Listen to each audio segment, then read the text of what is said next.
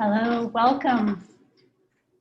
See, folks are introducing themselves in the chat. Thank you. There's also a poll. We'd love to get a sense of who's in the room. And I think we'll go ahead and get started. So welcome, I'm Daisy Chirac from the High Tech High Graduate School of Education. And in today's webinar, my colleagues and I will be sharing learnings from our Lesson Study Network Improvement Community. And today's webinar will be recorded and the link will be shared after the meeting. So first off, next slide. We would like to thank KnowledgeWorks and Student-Centered Learning Research Collaborative for all their support, and for our generous funders, the Barr Foundation, Oak Foundation, the Overdeck Family Foundation, and the Nellie Mae Education Foundation for making this work possible. And I know it would be great, well, we'll introduce after. So our agenda today includes an overview of the network and lesson study, followed by 3 case studies. Curtis Taylor will share how teacher collaboration supported building equitable math lessons. Kate Challen will share about how her lesson study team transitioned to online teaching and the impact on student learning. And Katarina Novitskaya will share how she supported building capacity for lesson study core practices through quick cycles. And then we'll have time for a quick Q&A. And if possible, I'd love to see who's in the room. Can we show the results of the poll? All right, so it looks like we have K-12 teachers, researchers, administrators, district personnel, and an elephant, a couple of them in the room, which is wonderful, and a whole bunch of something we haven't thought of. If you want to put in the chat what we missed, we'd love to know. So welcome. So let's start with about our lesson study network. So since fall 2016, the Center for Research on Equity and Innovation at the High Tech High Graduate School of Education has brought together 25 elementary, middle, and high schools from across Southern California to improve student agency and learning outcomes in math, particularly for students from traditionally marginalized groups. Then over the 2018 to 2020 school years, teams use lesson study to test, refine, and spread student-centered classroom practices to build learning communities where students experience a sense of belonging and develop their mathematical identities. So in our network, we conceptualize student agency as students feeling like they belong in math class, they have a growth mindset and believe they can learn and succeed in math, and feel that math is relevant to their lives now and in the future. And we want to be really clear that we were not situating this with the students coming into our classes. Our goal was to create math classrooms where student agency could grow and flourish, and that this is the way they felt, and ultimately where all our students felt that they were a math person. So to achieve a classroom where students felt this way, lesson study teams implemented student-centered practices as supported by the National Council for Teacher of Mathematics and the broader math education community. So teachers in our networks were focused on facilitating whole class and small group discussion around student problem-solving strategies, setting up class norms to guide collaborative interactions for group work, and the judicious use of status interventions, highlighting important mathematical contributions by students that may be overlooked by their peers, and anticipating student thinking in order to guide instruction. To support teachers in using these strategies, we used a lesson study structure. So what is lesson study? It's an inquiry structure that supports teachers to explore how their students think and learn. By becoming students of our students' thinking, we can learn which instructional practices contribute to student learning and improve our practice. So network teachers participated in various forms of lesson study, some longer 8 to 10 week research lessons and some shorter quick cycles. And from observations and interview data, we found that 5 student-centered practices in the inquiry cycle consistently supported teacher engagement and learning. And so these were: select focus students. We conducted empathy interviews and looked at student work to really get to understand particular students in our class whose thinking we wanted to understand better. The second one was determining a mathematical understanding and an equity goal. What nuance do you want your students to understand about a particular math concept, and how are you creating an equitable learning community? The third was anticipating student thinking and using that thinking to plan a lesson. And then the fourth was closely observing student thinking during a lesson, really tracking how that student made sense of the mathematical concepts, where the aha moments, and collecting that data. And then the fifth practice was debriefing the student observational data and the student learning and analyzing its intersection with instruction. So in our first year, the 2018-2019 year, we saw some promising achievement results for key student subgroups. In particular, our Latinx and female students from 5 lesson study teams across 3 middle schools and 1 of the high schools in the network.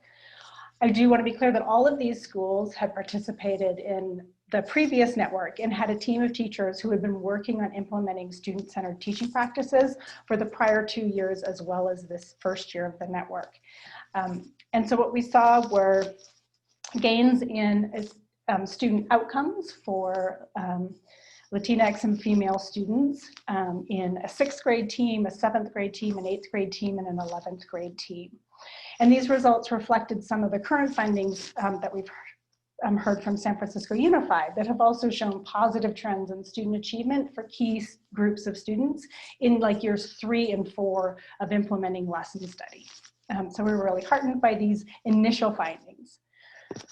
We also saw some tentative positive shifts in our aggregate agency measures in our second year of the network, so 2019 to 2020. I say tentative since our second data collection point was interrupted by COVID, and the pre-post numbers may camouflage other statistical truths, but we're currently conducting a student level analysis and looking for classroom trends, and we'll update our findings when we've completed it. But in our aggregate data, we saw increases in belonging and identity measures for our Black girls and our Latino girls in particular. The responses to believe I am a math person and I feel comfortable sharing my thinking in math class both increased over the year. And we also saw increases in growth mindset for our Black students. I believe I can do well in math class if I put in the effort. So we were excited about those, and we will continue to dig into those. So what did our network structures look like? Over the course of 2 years, our network engaged in 3 convenings per year to practice core skills and prepare for the action period that would happen between convenings when the lesson study inquiry cycles would occur. Unfortunately, the last year was cut short by COVID. And as education went online, it became apparent that it is time to build new systems. Conversations about how to develop anti-racist systems in our schools and our communities became front and center, even more so than they were before. And we need systems that support student learning and affirm and build students' academic and cultural identities. Fortunately, there already existing frameworks that forefront building empathy and affirming identity. Social emotional learning and culturally responsive pedagogy are 2 of those. Social emotional learning provides the critical skills and tools that students need right now to manage their anxiety and take control of their own learning. And culturally responsive pedagogy builds students' cognitive capacities while reflecting and affirming their cultural and academic identity. These frameworks can provide us with the what, but we also need the how. And so we believe that lesson study provides the how. Teachers need structures that support them in collaboratively learning about their students as learners, as people, community members, future leaders, and to test practices that affirm and grow their students' identities and support that learning. So in the case studies that are going to follow, we'll share how lesson study has provided us the structure to incorporate and refine elements of these frameworks to support student learning. And I would also like to share that the classroom case studies we're presenting were non-tracked and fully integrated. Students with IEPs and 504s were full participants in the class. And now I'd like to pass it over to Dr. Curtis Taylor. Well, good afternoon, everyone. Thank you, Dr. Sherrick, for introducing the core components of lesson study. Once again, my name is Dr. Curtis Taylor. I'm an improvement coach at High Tech High's Graduate School of Education, and I want to take this time to talk about my experience of being part of a lesson study research group. So I'm going to be sharing my insights from my experience as a host teacher and how as a team we were able to craft an equity-focused mathematics lesson. So I want to focus on how the lesson study as a professional development afforded the research team the dedicated time to collaborate and be curious about our students' thinking. This experience promoted growth in our collective pedagogical and content knowledge and allowed us to participate within a diverse team. And it also afforded our team the opportunity to learn how to identify and craft mathematical understanding goals that drove the content of the lesson. Also, because we teach in very culturally and linguistically diverse schools, our team developed in our capacity in cultural responsive pedagogy by designing the research lesson with students in mind and social emotional learning through the built relationships with our students. So first, I want to share how the lesson study model provided an experience in the practice of teacher inquiry and and afforded us a collaborative environment.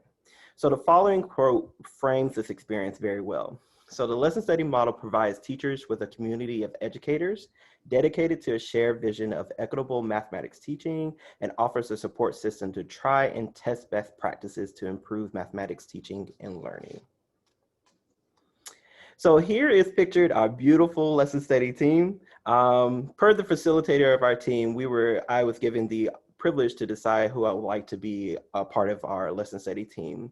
So with this decision, I wanted to make sure of two aspects. First, that the team was diverse across race and gender. And two, that the team will have various levels of experience ranging from having a pre-service teacher to veteran teachers, as well as having diverse grade level experience. So I had a lot of reasons behind creating a diverse team, and the first being representation. And serving a diverse school is necessary for students to see math educators of different races and genders. Furthermore, because of our various backgrounds, the team had a wealth of mathematical content knowledge and cultural capital to the design of the lesson. So being a part of the lesson study team afforded us the opportunity to dismantle the echo chambers of thought and break down the Eurocentric mathematical practices that are usually present within our schools. So as a team, we strive to move away from those mathematical practices that has always been done. Next, I want to discuss how working as a school team allowed for collective ownership of the lesson. So through each phase of the lesson study process, our team worked closely together to create the research lesson and to prepare for the public lesson study event. Some of our team's responsibilities included interviewing the focal students and analyzing student work to surface mathematical strengths. Also, as a team, we collectively curated a research question, a theory of action, an equity goal, and a content understanding goal. Furthermore, we anticipated possible student thinking and strategies, as well as scripted, rehearsed, debrief the research lesson. Also, our participation in the lesson study model developed our capacity in inquiry, cultural responsive pedagogy, and social emotional learning. These areas are called out with the colored rectangles we see here. And for example, our development in culturally responsive pedagogy included surfacing students' mathematical strengths and utilizing those strengths as assets with the design of the research lesson. Also, empathy interviews with the focal students provided us in-depth understanding of our students as mathematical learners and as cultural beings. So let's experience the chosen mathematical task for a moment. So we have here we have the figure 10 in a pattern, and this is a 10 by 10 square. So looking at the red border, could you come up with a strategy without counting each square one by one that allows you to figure out how many squares are in the red border? So I'm gonna give everyone 30 seconds to kind of think about it for a moment.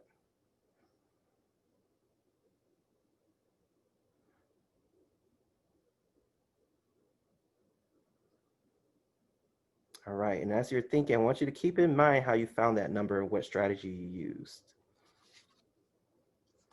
So maybe you came up with a strategy similar to Kyla's method. There you go. See Kyla's wonderful thinking there. Giselle, maybe you thought about it as Giselle has thought about it. maybe you thought of it as like will. Will's a wonderful method there. Or maybe you had a completely different method. So what we're going to do now, we're going to take a poll to see what method or strategy did you use today in solving that problem.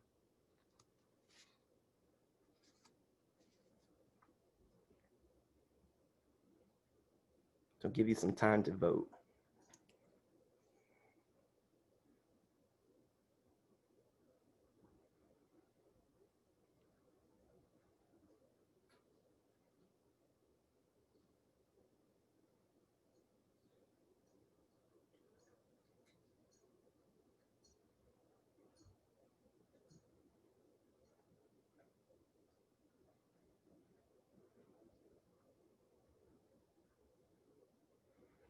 So right now I saw a question about how many people are in attendance. I think we have about 89 right now. So it'd be wonderful to see all that wonderful mathematical thinking.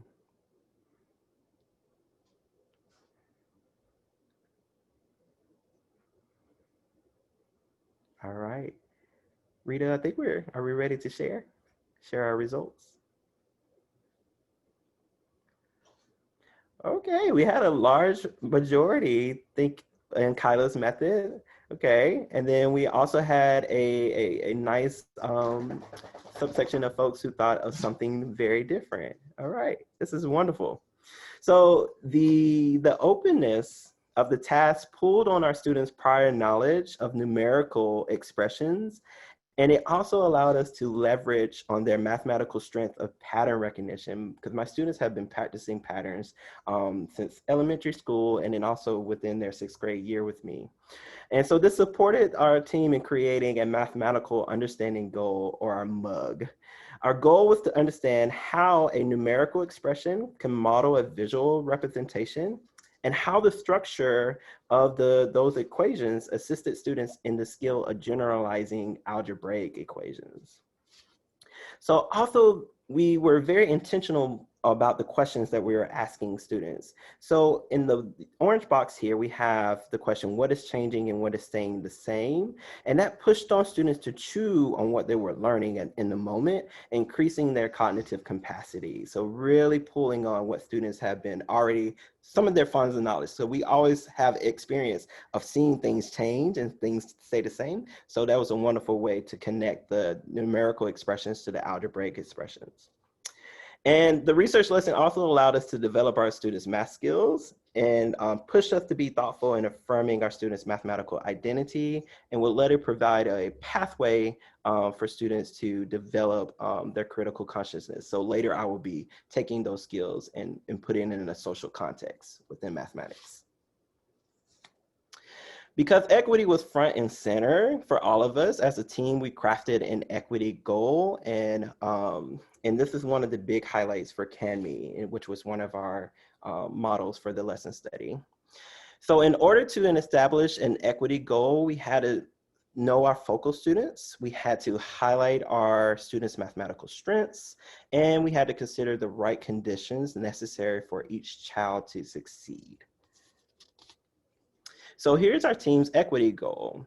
Through turn-in talks and whole class share-outs, students will develop math flexibility by valuing each other's ideas, and students will demonstrate value by listening to, questioning, and/or applying math strategies of their peers. And then we also collected data from the students. And so here's some responses from our collected students' responses. So we have Avery. Avery said, hey, I believe they were valued. I believe my ideas were valued. I saw many in the crowd and the person at my table writing them down. My classmates were attentive and could repeat what I said. And she even highlighted the crowd too. She said the crowd seemed interested, and there's always a camera. There's a camera in my face from time to time. But we also have a little bit of a contrast with William, who says a little bit, because one person when I was walking back said you're wrong. And that was great for me to see, because that allowed me to think about my next steps as a teacher and how I can continue to work on making sure that my classroom is an intellectually safe place. And then last but not least, this is our big takeaways. And so part of a lesson study, the most learning comes from the debrief. with the teachers. And so my biggest learning from this event and doing this process with my colleagues and working with the students is that I really learned how to slow down and listen to what my students are saying. And then also having micro conversations to support my students' emotions in their learning. That was definitely necessary, as I had a couple of students who were a little bit doubtful being in front of a large public venue. And so I had to do a little bit of support there to make sure they're feeling okay. And then also pre-service teacher, David Garcia, he said that, hey, this learning was a gift to my practice, and this is something that should happen with pre-service teachers at all the times. And then we also learned from Ruth that she really appreciated the focal students' ways of explaining their thinking in ways that they were able to be understood by others. So a lot of learning was taken away from this event. Thank you so much, Curtis. Hi everyone, I'm Kate Challen, and I would really like to share with you the experience that our high school lesson study team at High Tech High Media Arts had. We were in about week 3 or 4 of our research lesson cycle on a 12th grade lesson when COVID struck. So naturally we panicked, and then we started to realize that lesson study actually lends itself really well to this authentic learning experience we found ourselves in. We had to change a few things though to make it work. So we shifted our meetings from in-classroom meetings to Zoom meetings, but there were some things we weren't willing to compromise on. For example, we had already established an equity goal and a mathematical understanding goal for our students. And we really wanted to stick with the process we had of fostering that positive interdependence with students to make sense of this new maths. We did have to change the task itself and work really hard on our anticipatory planning, but we were still able to capture focus student data directly in Zoom rooms, and we did our debrief in a Zoom call as well. A couple of important things to note, I think. We had, as a team, already completed 2 lesson study cycles, and because this was the end of our school year, we already knew the students we were teaching and we had relationships with them.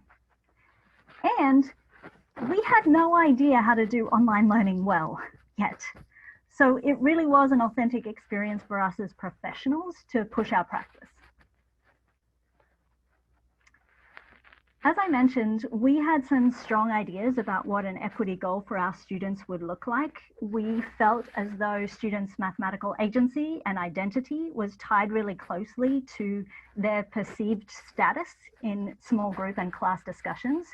So we had this goal for all students to feel like they were making a really valuable contribution to the group's progress by sharing an idea or asking a question.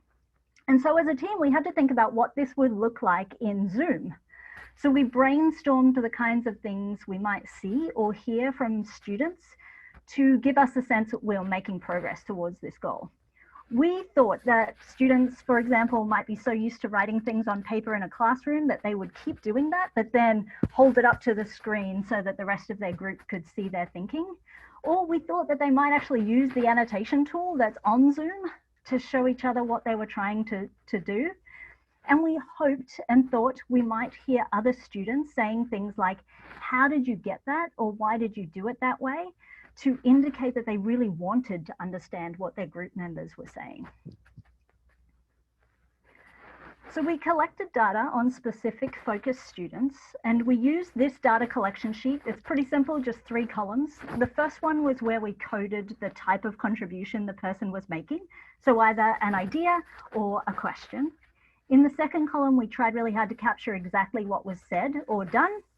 And the third column was the group's response. So this gets back to that perceived status. If the group made no adjustment to its trajectory in response to the student's contribution, that would give us an idea about how that student's ideas were perceived by the group. And so these data are from a specific focus student who happened to be a female of color, whose thinking we wanted to understand a little better.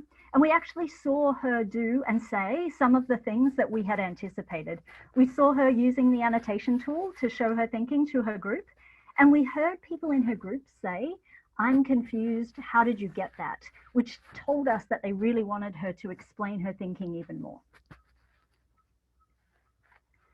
One thing that was really important to us in this remote learning environment was that we continued to see our students as whole humans. So the host teacher for this particular lesson decided to start every class with a blob tree check-in. And so I don't know if you're familiar with the blob tree. This is it on the right. And it's just a fun little tool for students to identify which blob they're feeling like today and a quick statement about why.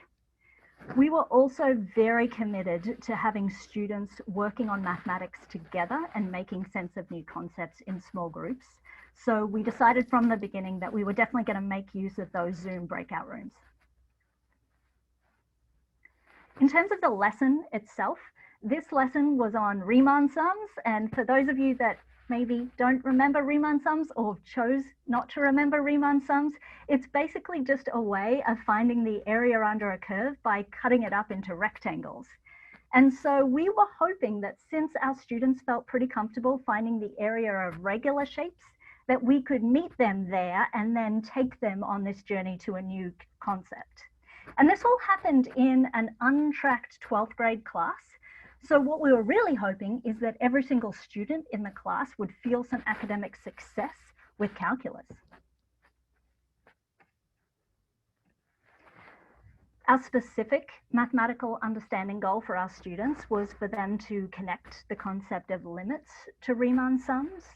And we really wanted them to see that if you increase the number of rectangles under your curve, you can increase the accuracy of your area calculation. So again, we brainstormed what this might sound like in a Zoom room. And we weren't even sure if students would have cameras on, so we really focused on things they might say. For example, we hoped they might say something like, this is like what we did with a straight line when we found the area using triangles and squares. Or we thought they might make some assessments about over or underestimates based on the rectangle going higher or below the curve. And ideally, we really wanted to hear some students saying things like, the more rectangles you have, the more accurate the area will be. So back to our focus student, we saw some of these examples in her data collection sheet. She was recognizing that a left Riemann sum was going to be an overestimate because the rectangle was above the curve. She also saw that you could cut this up into multiple rectangles to find a more accurate area. And she was doing all of this while using the annotation tools to show her group how you could cut up the rectangles and how you would calculate the area. Perhaps the most valuable learning for us from this lesson study experience was the professional development as teachers. We really weren't sure how to create a student-centered online classroom, and we had to learn together. So we decided to use Desmos classroom activities as our base. We had used this before, but we'd never created one from scratch. So as a team, we converted an activity that we might have given students in class into an interactive online learning experience using Desmos. And this gave us a chance to have students work through the activity at their own pace. It also gave students a chance to see what other students had answered. And it gave the teacher a chance to see which students were at which stages of the activity and what kind of answers they were providing so that we could really get at that status intervention. So some key learnings for us. It turns out that you can't just put students in a Zoom breakout room and expect equitable group work to ensue. Even with seniors, we really had to set some clear expectations and norms around equitable group work. The other big learning for us was this professional learning. We really didn't know how to make online learning work well and keep students at the center until we got together in this lesson study format to learn together. Perhaps most excitingly, all the teachers from this lesson study team were then able to take the learnings into our own classrooms. So I adapted some group roles that I had been using with students to make them more specific to a remote learning environment. I also made my own Desmos classroom activity based on the CDC data on COVID-19 growth and had my students creating models of the increased rate.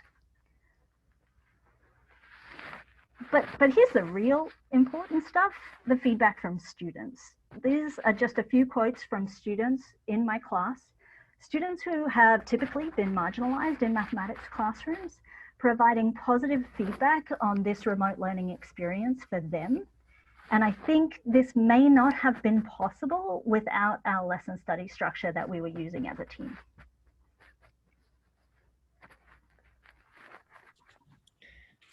Thank you, Dr. Challen. So my name is Katarina, and I'm also an improvement coach. I'm also a lesson study facilitator. So as you've heard from my wonderful colleagues, we've learned that lesson study is a powerful tool to improve practice. However, not everyone has the time or the capacity to invest in a full research lesson study cycle. Typically, these take about 10 to 12 weeks with potential meetings happening in between, and definitely an investment on the school and the team to invest in this important work.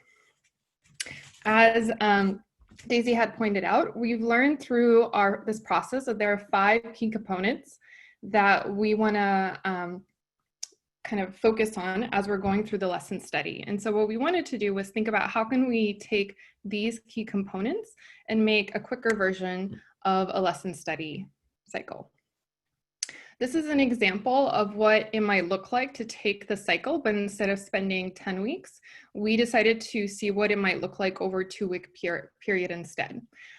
So we took the 5 components, spread them out over 2 weeks, estimated that each meeting will take about 45 to 60 minutes, and we would go just through these 5 key components this time. So let's address that elephant in the Zoom room. You might be wondering, why in the world would we spend 10 to 12 weeks versus these 2 weeks of our time if we can do it faster and shorter and quicker? Well, it depends what you have capacity for and what you're hoping to get out of this experience.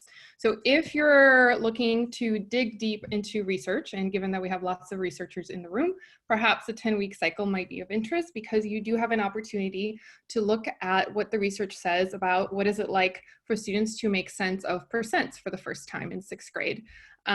Or maybe you really want to think about your focal students and connect with them at a deeper level and conduct a series of empathy interview and look at their work throughout several periods of the time.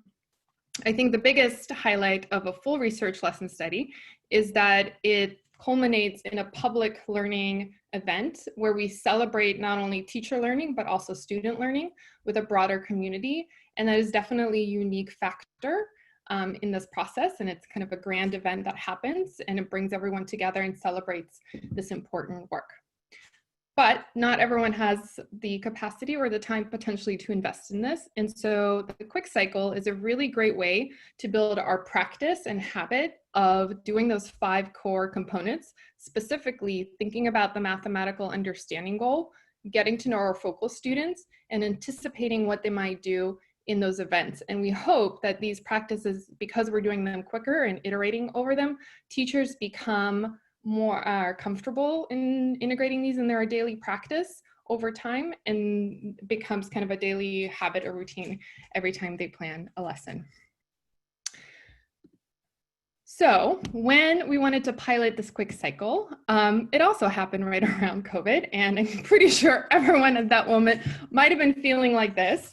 But on top of it, my wonderful colleague over here, Dr. Curtis Taylor, who was figuring out how to teach his wonderful 6th graders online, got a phone call from me. I think maybe it was a text, and said, hey, do you want to test out this cycle with me? And being the wonderful colleague that he is, he supported me in doing so. And so together, we decided to take the cycle and do a 2-week version of it with his students and some of his colleagues. So this is just an example. This is us meeting in the Zoom room. His student teacher at the time, Dave, has a great Zoom face. I think we all need to work on ours at the moment, but here we are collaborating in our own Zoom spaces and thinking deeply about what our mathematical understanding goal and what our equity goal would be for his students. Dr. Curtis had already talked about building the cognitive capacity of our students, and in his particular class, there was a female student who had a strength of being able to visualize things. And so we were launching a new unit in understanding volume. And so we wanted to build on her strength of being a visual learner and use this task, a famous task called the painted cube problem, where students get to visualize this three-dimensional object. We gave them an online simulated cube where they can build it and break it apart. And so we wanted to build on her skill to make sense of this idea of volume as we were launching the unit. Dr. Curtis had also set up wonderful norms around participation with his students when they were together in class. But what we were interested in is how can we take that and transition it now to this new unknown world. And we wanted to make sure, most importantly, is that we were attending to students' intellectual safety, because without intellectual safety, we can have the most wonderful problem, we can have all the bells and whistles, but unless students feel safe to contribute their ideas and they feel like they're valued, it's all for naught. And so what we wanted to do was revisit some of these norms that he had set previously, but also see what they would look like and sound like in the Zoom breakout rooms. So who is this cycle for? Well, it's great for departments to test it out. It's great as a coach working with other teachers. We get to collaborate together on this. It's great for anyone curious to just get a taste of what a lesson study is like without investment into a 10-week process. It's great for elephants, and it's great online or in person as well. Ooh, I don't know what happened. Uh-oh. Oh, I see. It was linked to, I'm sorry, it was linked to our resources. So if you're interested in conducting this quick cycle, the resources are linked, and this is an example of our documents that could be used online that have facilitators' agendas, time, so it's pretty easy to take on and test it out as well.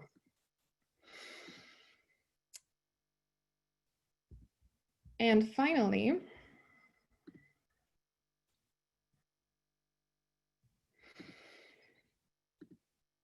I want to leave you with this quote from Simone Weil, who said, "Every being cries out in silence to be read differently. Do not be indifferent to these cries." All the educators that I'm currently collaborating with and have talked to are trying to figure out, how do we connect with students through the screen? How do I get to know my students' thinking and who they are as an individual, potentially when I never get to see them, or maybe even hear their voice sometimes? And what we're arguing is that the lesson study progress, whether you take the 10-week cycle or the 2-week cycle, is a wonderful tool for you to do exactly that, to become a student of your students, to hear them, to see them, and to get to know them better as thinkers and as individuals. And lastly, I would love to invite everyone to our virtual public lesson study event that is going to be taking place this Thursday. We're being very vulnerable, and so is this entire research team, who is going to been meeting together for the last 6 weeks in planning this event. And Claudia, who is pictured here in the black and white photo, will be the presenting teacher. She will be doing a lesson with her 6th grade students, and we will be learning how 6th graders think about percents and ratios and what it looks like in an online setting. Thank you.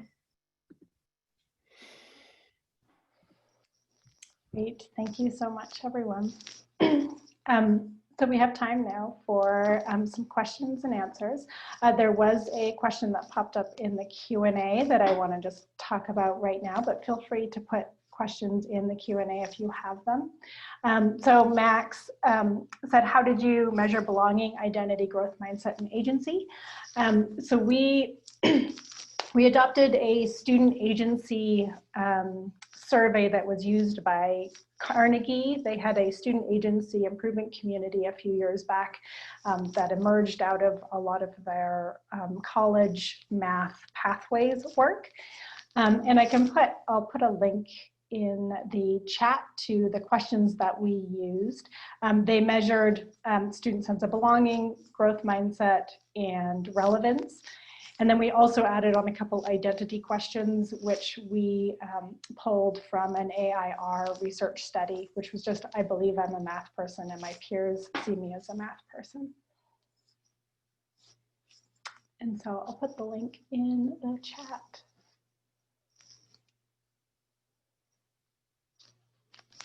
So there was one statement about authenticity. I don't know if the authenticity is about the lesson study process itself or just of the webinar here, but I'm just going to share that the lesson study process, each of the case studies is a very much of an authentic process. We went through as a team through the 10 weeks together, grappling, thinking about our students, creating the research lesson and making sure that all of our students are successful at the end. So this is a wonderful practice as practitioners in the classroom to develop in our growth, to making sure that all of our students, especially our Black and Brown, Indigenous, or low-income students, are being very successful in mathematics. So this is a wonderful and very authentic process.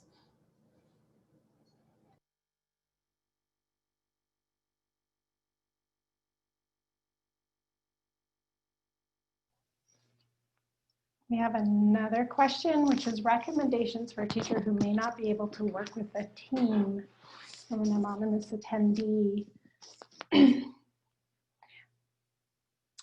Panelists, any ideas?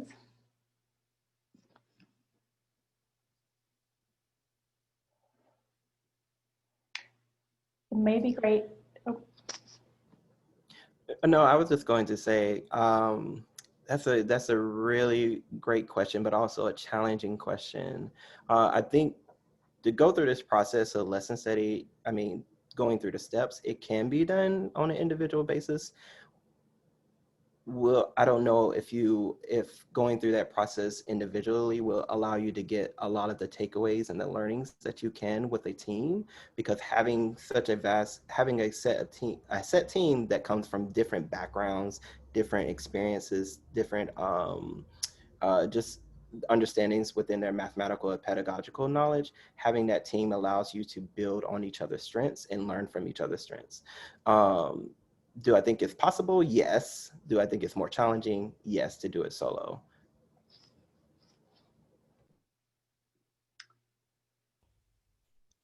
And there's another question. Do you have any overarching framework like UDL or 21st century learning, and how do those work with lesson study? This was dependent on the different schools in the network. So different schools had different frameworks that they may have been using. We do focus on UDL, especially in our teacher education programs, and Curtis might have a little bit more about that. And lesson study really is one of those things where it's a structure that you can work around. Like, it's the structure for the teacher inquiry, but it can fit around many different frameworks. So any of the ones that you feel are most relevant or that a school is using, it can be used to hone and refine learning around using those frameworks.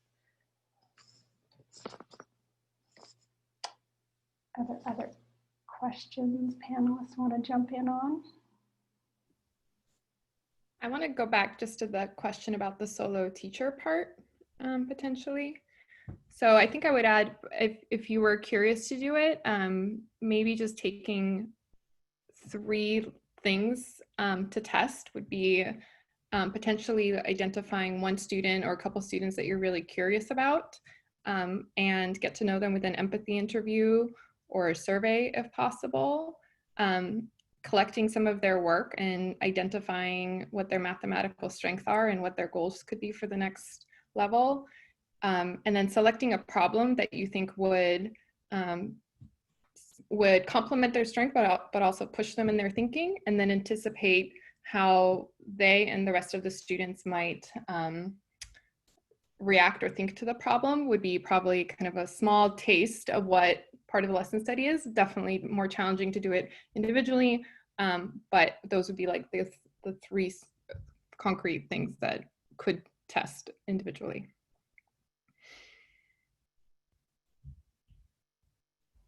And there's an anonymous attendee that has a question around, can you speak a little more about the intersection of having a math person identity and a development of student agency?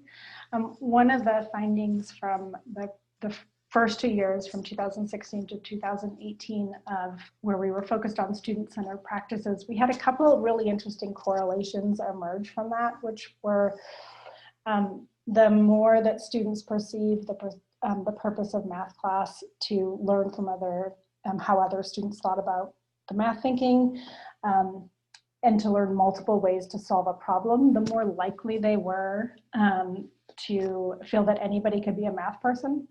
And so it feels like there's a link there in terms of their perceptions of themselves as doers of mathematics and student agency. In addition, the AIR study, that was a longitudinal study, I can see if I can find the PDF in a second, I'll post it in the chat.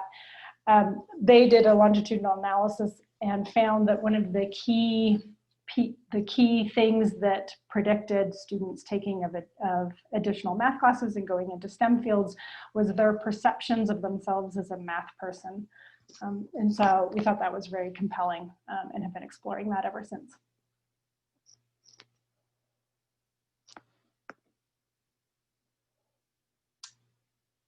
Other questions panelists might want to tackle?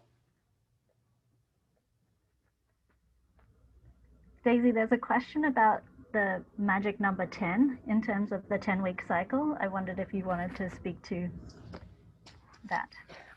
Yeah, sure. So in terms of the 10-week cycle, so we adopted the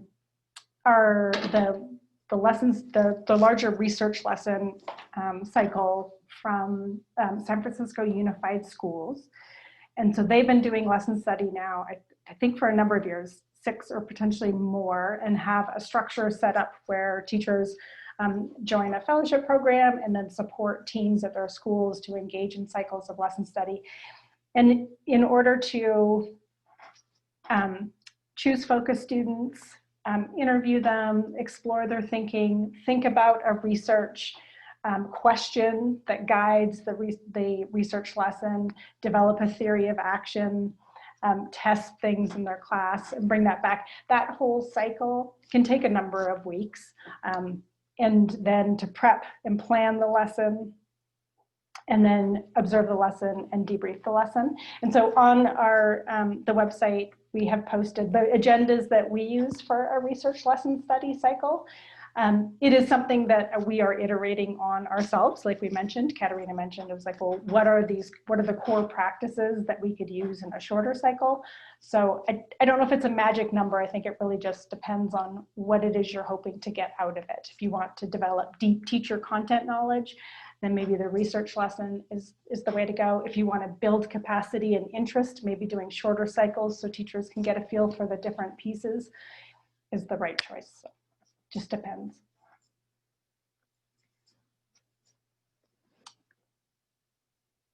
When I'm talking, I can't watch the Q&A. So are there other questions that are popping up?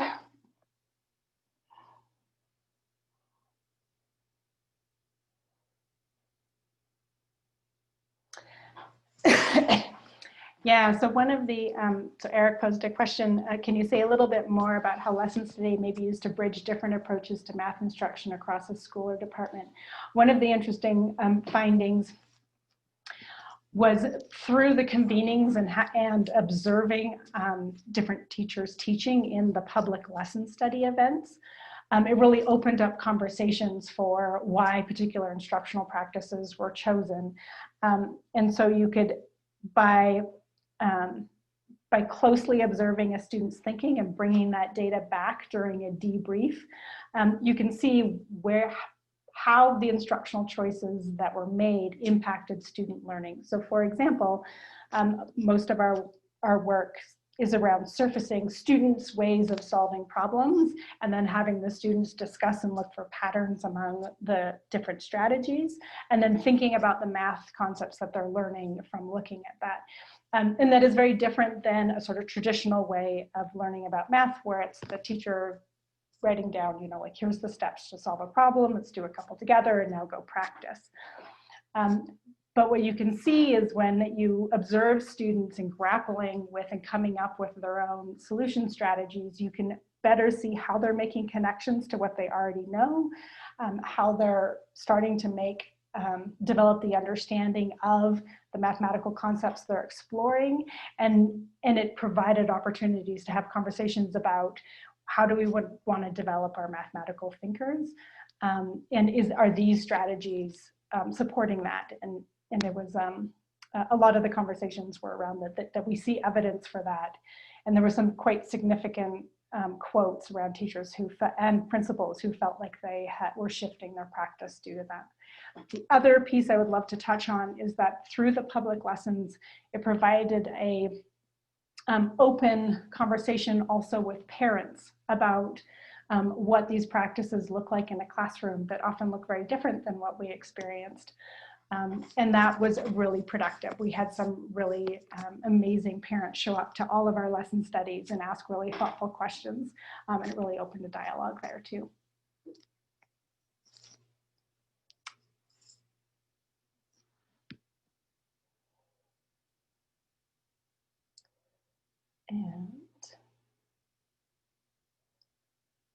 And maybe the team would like to tackle this one. So there's also a question of like, what's a status intervention and how do you notice them and what do you do? It'd be great to hear from panelists on that one.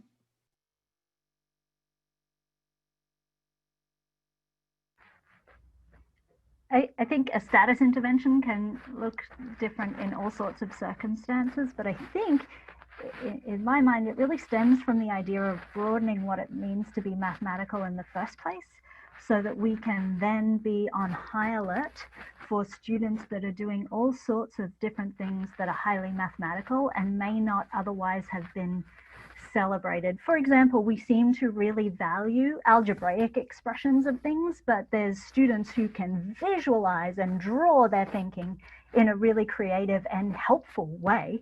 And so it's up to the teacher to use their teacher power to notice, firstly, when those things are happening, and then elevate that to the classroom so that everyone else sees the value of that student's contribution in moving the whole class forward in their mathematical thinking. Because if we become too narrow and focused, then we're only allowing for specific students who are doing specific mathematical things to develop this status and mathematical identity, when actually there are plenty of students who are bringing valuable mathematical thinking to the classroom.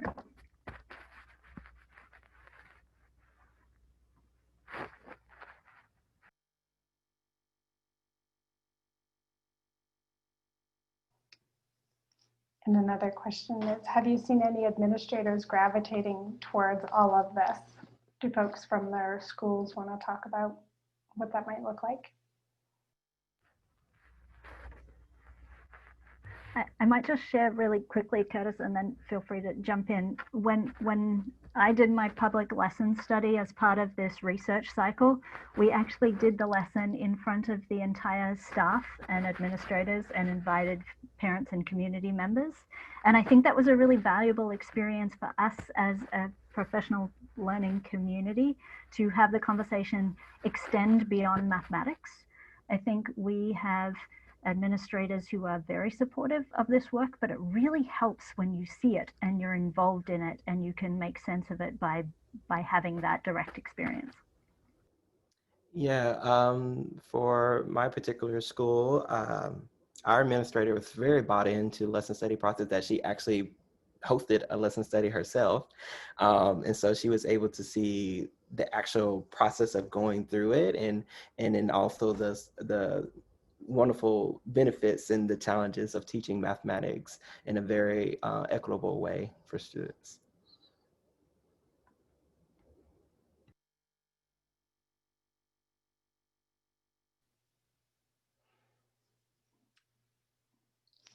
So any final questions?